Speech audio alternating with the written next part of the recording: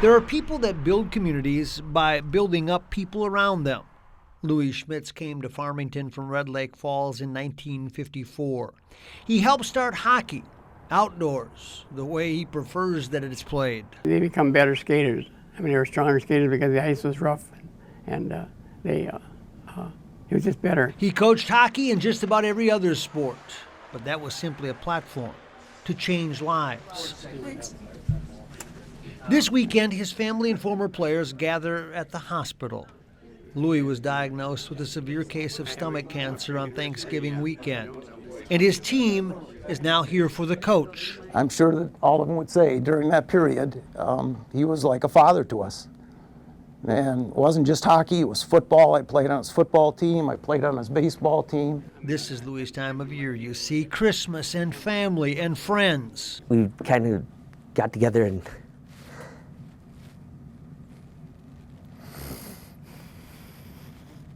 It mean a lot to see all these people here? yeah, I mean, we got together and our whole family got together and my dad usually, I mean, you want to see some Christmas lights. Ah, yes, the house in Farmington is decorated in honor of Louie. Seems there's a lot to honor about this icon. It's also the weekend for the annual alumni hockey game. And most of the participants played or were touched by Louie. It's going to feel really good, because I know Lou would be really proud of us if he could be here to see this tonight. The arena is named after him. The outpouring he's been receiving since his diagnosis is bringing it all home this Christmas. Like I told Jean, my wife, I have nothing else to live for. These guys are what I live for, and I can't explain it. I just can't. If I was a crier, I'd be crying all the time. He and his wife have 9 children. They, too, are feeling a different sense this year. He's the person I want to be when I get older. He's shown me how to help others. And the stories are everywhere.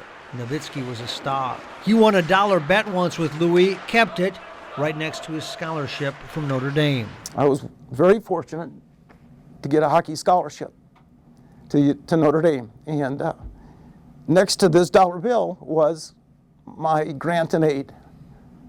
And I thought for a moment, what do these two things have in common? Why did I keep them?